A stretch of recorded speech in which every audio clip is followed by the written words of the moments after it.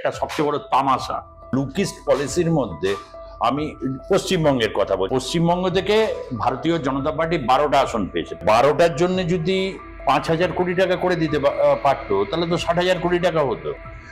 দুবার মালদা থেকে জিতেছে ভারতীয় জনতা পার্টি, তাহলে গঙ্গা ভাঙনের জন্য কি টাকাটা দিতে পারতো না? বিকল্প অর্থনীতির কথা বলা হচ্ছে, থার্ড ইকোনমির কথা বলা হচ্ছে। ভারত কি সেই জায়গায় দাপানোর জায়গায় পৌঁছবে? বাংলার একজন সাংবাদিক হিসাবে আমি এটুকু বলবো যে বাংলার ছেলেমেয়েরা মুদ্রা লোন বা এইসব বিষয়টা বিশেষভাবে ধ্যান রাখবেন। মুদ্রা লোন বাংলার ছেলেমেয়েরা কত। নমস্কার, আমি সুচারু মিত্র, আর প্লাস নিউজের ডিজিটাল পেজে আপনাদেরকে স্বাগত জানাই।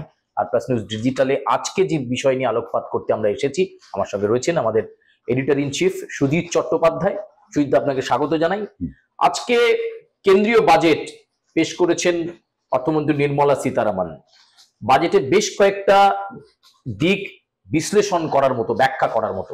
তার মধ্যে সবচেয়ে গুরুত্বপূর্ণ লুক ইস্ট পলিসি। বিহারের জন্য 21,000 কোটি টাকার পাওয়ার প্ল্যান্ট, অন্ধ্রপ্রদেশের জন্য 15,000 কোটি টাকার বিশেষ আর্থিক প্যাকেজ, বিহার পাটনার জন্য special express train.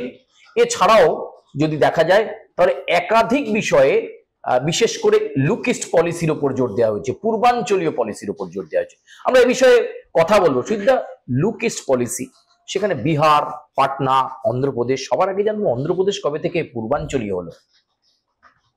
Look east policy না বলে এটাকে লুক বিহার পলিসি বলা যেতে পারে প্রথমেই আর কি। কেন বিহার যদি একমাত্র পূর্বাঞ্চলের হয়, বলার সময় পশ্চিমবঙ্গকে রাখা হয়েছে এবং অন্ধ্রপ্রদেশকে, অর্থাৎ দাক্ষিণাত্যের একটি রাজ্যকে ইস্টের মধ্যে, মানে এটা হচ্ছে ভারতীয় জনতা পার্টির এই যে তৃতীয় দফা মানে সরকার প্রতিষ্ঠা হওয়ার পরে এটা একটা সবচেয়ে বড় তামাশা যে অন্ধ্রপ্রদেশকে লুক ইস্টের মধ্যে রাখা হয়েছে। ঠিক আছে, উড়িষ্যার নিয়ার বাই, কিন্তু প্রশ্নটা শুধু এটার জন্য না। আচ্ছা, লুক ইস্ট পলিসির মধ্যে আমি পশ্চিমবঙ্গের কথা বলছি। আচ্ছা, আরো সীমাবদ্ধ করে দিচ্ছি। পশ্চিমবঙ্গ থেকে ভারতীয় জনতা পার্টি 12টা আসন পেয়েছে। তার মধ্যে রানাঘাট আছে, দার্জিলিং আছে, জলপাইগুড়ি আছে। আচ্ছা, 12টার জন্য যদি 5,000 কোটি টাকা করে দিতে পারতো তাহলে তো 60,000 কোটি টাকা হতো। অন্তত বলতে পারতো দেখুন, বাংলায় আমাদের সাথে যারা ভোট দিয়েছেন তারা পাবেন, আগামী দিনে যারা দেবেন তারাও তাহলে এগুলো পাবেন। তো নবদ্বীপ হোক, জলপাইগুড়ি হোক বা মালদা হোক, এ তো বাংলারই অংশ। দেখো, তুমি সিকিমের জন্য লুক ইস্ট পলিসি অনুযায়ী বন্যা নিয়ন্ত্রণে, অথচ সিকিমের বন্যাটা কিন্তু পশ্চিমবঙ্গকে এফেক্ট করছে। দুবার মালদা থেকে জিতেছে ভারতীয় জনতা পার্টি, তাহলে গঙ্গা ভাঙনের জন্য কি টাকাটা দিতে পারতো না? যে গঙ্গা ভাঙন কি পরিস্থিতি তৈরি করেছে, এইটা হচ্ছে বাংলার প্রতি তাদের ভোটটা দরকার আছে। নিঃসন্দেহে এই কথাগুলো আসা দরকার। কেন বাজেট যদি ইউনিয়ন বাজেট যদি সেখানে যদি ফেডারেল স্ট্রাকচারের মধ্যে এটা এই কথাগুলো বলতামই না যদি এটাকে লুকিস্ট না বলতো। কেন নির্মলা সীতারামন তার ভাষণে বলছেন লুকিস্ট, প্রধানমন্ত্রী বলছেন লুকিস্ট, তো হয়ে গেল লুক বিহার। লুক বিহারটা এই কারণে কি যে তারা মন্ত্রিসভায় বেশি কিছু জোর দেননি, যার জন্য বিহার অন্ধ্রপ্রদেশকে বাড়তি গুরুত্ব দিয়ে মন রাখার চেষ্টা। সরকার বাঁচানোর বাজেট হলো কি? এটা সরকার বাঁচানোর বাজেট প্রথম কথাই হচ্ছে। কারণ হচ্ছে অন্ধ্রপ্রদেশ ভেঙে যেমন তেলেঙ্গানা তৈরি হয় এবং হচ্ছে অমরাবতীর জন্য একটা নতুন একটা শহর তৈরি হবে, 15,000 কোটি টাকা 1 বছরে বরাদ্দ হয়েছে। সেই জায়গাটা নিঃসন্দেহে ঠিক। নিশ্চয়ই বিহারের উন্নয়ন দরকার। বিহার বিমারু স্টেট বলা হয়, তার কারণ হচ্ছে উন্নয়নের নিরিখে এতটাই পিছিয়ে। উন্নয়ন বলতে যে আধুনিক উন্নয়নের শিক্ষা পরিকাঠামো ভেঙে পড়েছে, রোজ ব্রিজ ভেঙে পড়ে, এরকম একটা চরম দুর্নীতি একটি রাজ্যে। সেখানে যদি তাতে ভারতবর্ষেরও ভালো হবে। কিন্তু এই কথাটা বলা কেন? এটা তো এক ধরনের ঘুরি অপমান করা। আমি বলবো যে 12টা কেন্দ্রের ভোটারের ক্ষেত্রেও তো এই কথাটা প্রযোজ্য। যে নবদ্বীপ লোকসভা কেন্দ্রে তো মায়াপুর পড়ে, ওখানেও গঙ্গা ভাঙনের সমস্যা আছে। তুমি নিশ্চয়ই জানো যে নবদ্বীপ থেকে শুরু করে ওই জায়গায় বন্যার সময় কি পরিস্থিতি তৈরি হয়, ভয়ঙ্কর পরিস্থিতি তৈরি হয়। তাহলে সিকিমের বন্যার জন্য টাকা অ্যালট হয়েছে, বিহারের জন্য অ্যালট হয়েছে, অথচ সিকিমের জল যখন মানে এখানে বন্যার কারণ হচ্ছে যে উত্তরবঙ্গে বিজেপি করছে, সেখানে কোনো আলাদা কোনো। এক্ষেত্রে কি পশ্চিমবঙ্গের বিরোধী দলনেতা 2-3 দিন আগে একটা কথা বলেছিলেন যে হামারে সাথ হ্যায় হাম উনকা সাথ হ্যায়, যদিও দলীয় চাপে তাকে উইথড্র করতে হয়। এক্ষেত্রে প্রধানমন্ত্রী বা নির্মলা সীতারামনের দর্শনে এই ফ্যাক্টরটাই হলো যে আমারে সাথ जो है हम उनके साथ উনকি সাথ হ্যায় আর কি, মানে সবকা সাথ সবকা বিকাশকে চ্যালেঞ্জ করে শুভেন্দু অধিকারী বলেছিলেন, কিন্তু দেখা গেল মানে নরেন্দ্র মোদীর পথ শুভেন্দু অধিকারী অবলম্বন করছে না, বরঞ্চ শুভেন্দু অধিকারীর পথ নির্মলা সীতারামন নরেন্দ্র মোদী অবলম্বন করছে না। जो हमारा साथ है हम उनका साथ है, এবং সেটা অনেকটা বাজেটে এটা লক্ষণীয়।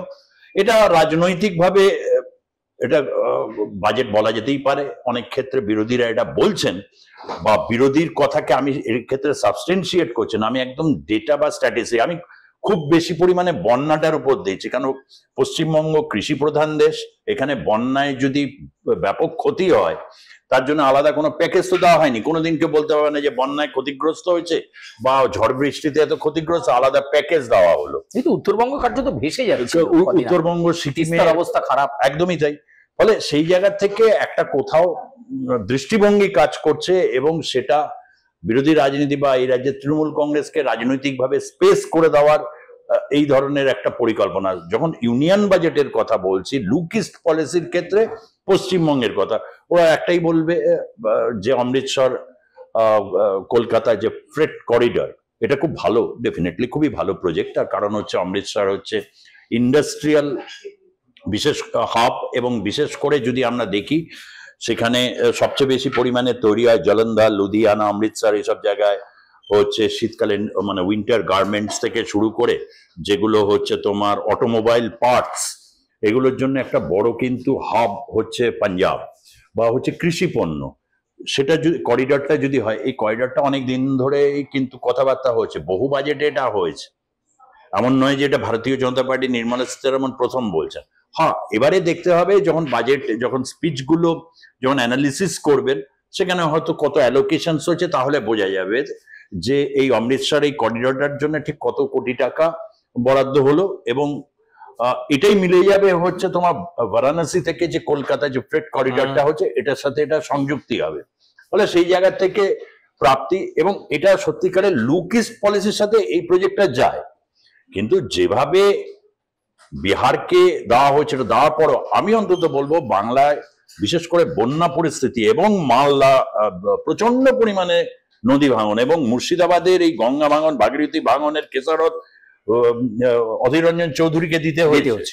তিনি যতটা বেশি রাজনীতি নিয়ে, বাংলার রাজনীতি নিয়ে বলেছেন, ততটা কিন্তু কেন্দ্র থেকে এর জন্য কোনো টাকা তিনি বার করতে পারেননি যে ভাগীরথীর ভাঙনটাকে আটকানোর জন্য। গ্রামকে গ্রাম উজাড় হয়ে যাচ্ছে।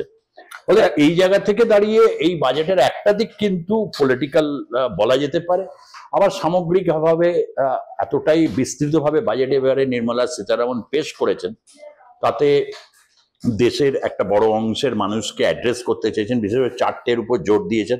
আমি দু তিনটে ভালো জায়গার দিক অবশ্যই উল্লেখ করব। আমি একটা ইনপুট আপনার কাছ থেকে শুধু মানে আপনার কাছে পৌঁছে দেবো।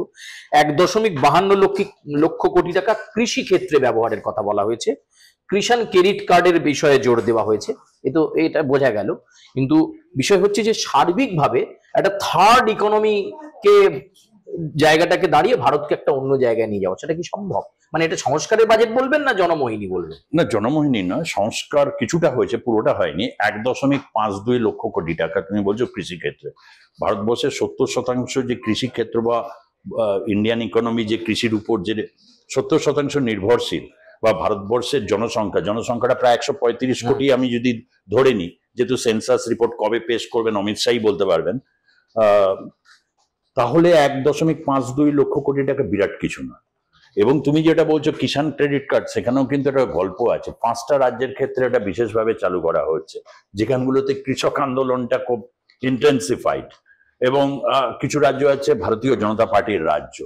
অবশ্যই এটা বললে বিজেপি বলতেই পারে যে পশ্চিমবঙ্গে কিষাণ ক্রেডিট কার্ডের ক্ষেত্রে দেখা যাবে মমতা বন্দ্যোপাধ্যায় অ্যালাউ করবেন না, কারণ এখানকার যে প্রস অ্যান্ড কনস যেটাকে বলা হয়, একটা কাউকে ক্রেডিট দিচ্ছে, তার যে শর্তাবলী বা কেন্দ্রীয় শর্তাবলীর সাথে কোনোটাই ম্যাচ করছে না, ফলে সেই জায়গাতেই মূল সংঘাতটা কিন্তু তৈরি হয়েছে। এবং তুমি যদি এগ্রিকালচারাল বেস ইকোনমির জায়গা থেকে তুমি বলো 3 কোটি বাড়ি, তুমি মনে করে দেখো আগে 2019 সালে নরেন্দ্র মোদীর স্লোগান ছিল যে 5 বছরের মধ্যে যাদের বাড়ি নেই প্রত্যেকের একটা করে বাড়ি হবে, সে লক্ষ্য মাত্রাতেই পৌঁছয়নি, ফলে এটাকে অ্যাবান্ডন করে নিয়েছে। অ্যাবান্ডন করে বলছে যে এবারে 3 কোটি নতুন বাড়ি তৈরি হবে। এই 3 কোটি বাড়ি যদি তৈরি হয়, ভারতবর্ষে গৃহহীনের যে সংখ্যা, তাতে তোমার আমি যদি ধরে নিই 3 কোটি করে 5 বছরে 15 কোটি হয়, তাতেও কিন্তু মানে সকলের যে টার্গেট বলা হয়েছিল 2019 সালে, সেটা কিন্তু অ্যাচিভ করা যাবে কিনা সে নিয়ে একটা প্রশ্ন কিন্তু থাকবে। এবার যদি আসি আপনার কাছে আয়কর কাঠামো, তাতে দেখা যাচ্ছে যে 3 লাখ থেকে 7 লাখ একটা স্ট্রাকচার, 10 থেকে 12 লাখ একটা স্ট্রাকচার, নতুন মানে একটা রেজিম আনা হলো। যারা পুরনো কাঠামোয় দিয়ে আসছেন তাদেরটা বাড়েনি, কিন্তু যারা নতুন কাঠামোর মধ্যে পড়লেন, এখন থেকে যারা ট্যাক্স পেয়ার হবেন তাদেরকে ট্যাক্সের টাকা পার্সেন্টেজটা কিন্তু অনেকটা বেশি হলো। কি বলবেন? এইটা একটা নিঃসন্দেহে হতে পারে, কিন্তু এর জন্য আবার একটা বিকল্প পদ্ধতিও করেছে। কখনো নরেন্দ্র মোদী সরকার বা নির্মলা সীতারামন আগের বাজেটে কখনো এই ইঙ্গিত কোথাও দেয়নি, মানুষ আশা করতেই পারে। বিশেষ করে স্যালারিড যারা এসছেন তারা হয়তো এটা বলবেন, কিন্তু তারা আবার অন্যদিক থেকে, কেননা আজকের যারা প্রজন্ম যারা নিউ রেজিমে আসছেন, তারা অনেকেই এখন শেয়ার বাজারে ইনভেস্টমেন্ট করছে। মানে প্রায় প্রত্যেকেরই এখন ডিম্যাট অ্যাকাউন্ট আছে, একটা বড় অংশে শিক্ষিত যারা, কেউ লং টার্ম, কেউ ইন্টারডে করেন। হ্যাঁ, ইন্টারডে ট্রেডিং এর সাথেও অনেকে যুক্ত হচ্ছেন। ফলে এই জায়গায় যদি তুমি 2,25,000 টাকা অবধি কিন্তু নীল ট্যাক্স, ফলে যদি 3 লাখ অবধি নীল থাকে, যদি সে এটাদের মধ্যে যায়, তাহলে কিন্তু সে 5 লাখ প্রায় 25,000-এর মতো সে কিন্তু একটা বিরাট স্পেস পাচ্ছে, রিল্যাক্সেশন পাচ্ছে। ফলে এটা এক ধরনের কম্পিটিটিভনেস। তার কারণ হচ্ছে নিউ রেজিমে যারা আসতে চাইবেন, নতুন প্রজন্মই আসতে চাইবেন, সেখানে সবটাই সংস্কার হয়েছে, পেনশন থেকে শুরু করে এভরিথিং সংস্কার যেহেতু হয়েছে, ফলে এই জায়গাটার মধ্যে বিরাট কিছু হবে না। ওল্ড রেজিমের যারা রয়েছে তাদের খুব একটা ডিস্টার্ব করেনি, আবার ডিস্টার্বও যেমন ওই দিক থেকে করেনি। সিনিয়র সিটিজেনদের জন্য কোনো বিরাট কোনো ছাড় বা কোনো কিছু সে ব্যবস্থাও করা হয়। দেশের প্রবীণ নাগরিকরা কিন্তু মানে খুব হতাশ, কেননা হচ্ছে দেশের প্রবীণ নাগরিকদের মধ্যে এই নির্বাচনের ক্ষেত্রে কিন্তু দেখা গেছে যে অনেকেই কিন্তু ভারতীয় জনতা পার্টির তীব্র সমালোচক যারা হয়েছে, তাদের কিন্তু একটা বড় অংশই প্রবীণ নাগরিক যারা ছিলেন। সেই জায়গা থেকে একটা নতুন ভারতের দিকে এবং মহিলাদের জন্য অনেকগুলো প্রায় 3 লক্ষ কোটি টাকা সেখানে অ্যালট করা হয়েছে। 3 লক্ষ কোটি টাকা অ্যালট করা হয়েছে তাদের সার্বিক বিকাশের জন্য, এবং সেখানে স্কিল ডেভেলপমেন্ট একটা ফ্যাক্টর হিসাবে রয়েছে। স্কিল ডেভেলপমেন্টের জন্য যতটা নজর দেওয়া হয়েছে, তার আগে মানে এটা 7ম বাজেট পেশ করলেন নির্মলা সীতারামন। এবং বলে রাখি, ভারতবর্ষের একজন মহিলা হিসাবে, অর্থমন্ত্রী হিসাবে তিনি মোরারজি দেশাইয়ের রেকর্ডকে ভেঙে দিলেন। এটা একটা বড় দিক বলা যেতে পারে। অর্থাৎ সেই জায়গা থেকে দাঁড়িয়ে যে স্কিল ডেভেলপমেন্টের ক্ষেত্রে মহিলা, যুব, কৃষক এবং শ্রমিকদের কথা বলা হচ্ছে, সেখানে শ্রমিকদের জন্য ঠিক কি, কারণ এখন দেখো যেটা বলা হয় গিগ ইকোনমির যুগ। গিগ ইকোনমিতে তোমাকে ভারত এখন গিগ ইকোনমির বলা যেতে পারে একটা বড় জায়গা জুড়ে এখন রয়েছে। সেখানে যে ছাড়টা দেওয়া হয়েছে সেটা মধ্যবিত্তের বা শিক্ষিত মধ্যবিত্তের জন্য এটা উপকারী, কিন্তু গিগ ইকোনমিতে একটা বড় অংশ রয়েছে যারা অত্যন্ত ঝুঁকিপূর্ণ পেশাতে রয়েছে, বিশেষ করে ডেলিভারি বয়েজ যারা। তুমি দেখো যে রোড অ্যাক্সিডেন্ট কিরকম বেড়েছে। অর্থাৎ এই যে ঝুঁকিপূর্ণ যারা রয়েছে, যাদেরকে তুমি দেখাতে পারছো যে এমপ্লয়মেন্ট জেনারেট করে দিয়েছে, এত লোক কাজ, কিন্তু তারা ফেসিলিটি থেকে বঞ্চিত। তাদের ক্ষেত্রে যে তারা তো এখনো ট্যাক্সেশনের মধ্যে কজন আসতে পেরেছে, এটা একটা বিগ কোয়েশ্চেন। তারা এতটাই ব্যস্ত থাকে, এতটা ঝুঁকিপূর্ণ পেশায় রয়েছে, তাদের জন্য কিন্তু বা প্রবীণ নাগরিকদের জন্য কিন্তু স্পেশাল কোনো ইম্পেটাস কোনো ভাবনা নেই। সেই ঘুরি ফিরে তাই শেষে বলতে চাই আপনার কাছে শেষ প্রশ্ন, যে এই যে বিকল্প অর্থনীতির কথা বলা হচ্ছে, থার্ড ইকোনমির কথা বলা হচ্ছে, ভারত কি সেই জায়গায় দাপানোর জায়গায় পৌঁছবে এই সংস্কারের বাজেটকে এগিয়ে নিয়ে গিয়ে? পদক্ষেপ ওটা একটা দিক থেকে। একটা হচ্ছে ক্যাপিটাল গেইনের ক্ষেত্রে যে ছাড়টা দিয়েছে, এটা বাজারে একটা বুস্ট আনবে।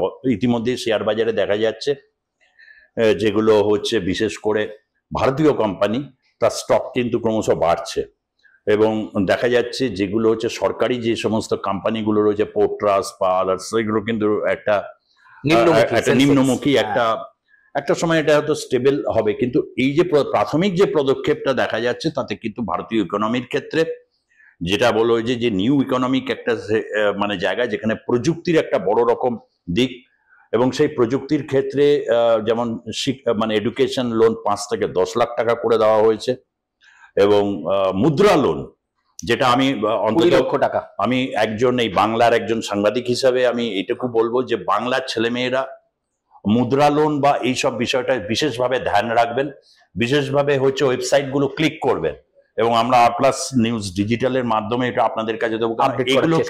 এগুলো অ্যাভেল করা দরকার। আজকের যুগ কিন্তু ওই দিকেই ডাইরেকশনটা দিয়েছে এই বাজেটটা। ফলে অন্যান্য রাজ্যগুলো তার সুবিধাটা নেবে। এমনিতেই বাড়তি লোক বিহার, লোক অন্ধ্রপ্রদেশ এরকম একটা রয়েছে, যেটা সেখানে কিন্তু বাংলার ছেলে মেয়েদের আগামী যারা হয়েছে, যারা ভারতবর্ষকে আরো অনেক দূর অব্দি এগিয়ে নিয়ে যাওয়ার ক্ষমতা রাখে, তাদের ক্ষেত্রে কিন্তু এই জায়গাগুলো খুব গুরুত্বপূর্ণ হতে চলেছে, যদি তারা এই ব্যাপারটাকে খুব সুন্দরভাবে এটাকে অ্যাভেল করতে পারে। অ্যাভেলেবিলিটি কোয়েশ্চেন্সটা খুব বড়। তুমি দীর্ঘদিন ধরে ভারতীয় জনতা পার্টির যেহেতু রাজনৈতিক কার্যক্রমগুলো তুমি দেখো, এটা কিন্তু আমাদের অবশ্যই সুযোগ। আমি এক্সপেক্ট করবো এই প্রশ্নগুলো তাদের কাছে করতে, নিশ্চয়ই, যে মুদ্রা লোন বাংলার ছেলে মেয়েরা কটা পেলো, বা জগন্নাথ সরকারের সাথে দেখা হলো যে জগন্নাথ বাবু দুবার জিতে আসার পর নবদ্বীপের জন্য একটা 5,000 কোটি টাকার ফান্ড বার করতে পারলেন না, এদিকে বিহার ফান্ড নিয়ে বেরিয়ে গেল এত। এইটা কিন্তু বাংলার যারা এমপি বিজেপি তাদের প্রতি কি ইনজাস্টিস হলো না? অনেক ধন্যবাদ। আমরা কথা বলছিলাম আমাদের এডিটর ইন চিফ সুজিত চট্টোপাধ্যায়ের সঙ্গে, এবং বাজেট বিশ্লেষণ আমরা করলাম। অবশ্যই জনতা জনার্দন তাদের তীক্ষ্ণ বুদ্ধি দিয়ে বিচার বিশ্লেষণ করবেন যে কোন দিকে দিশা দেখালো এই বাজেট।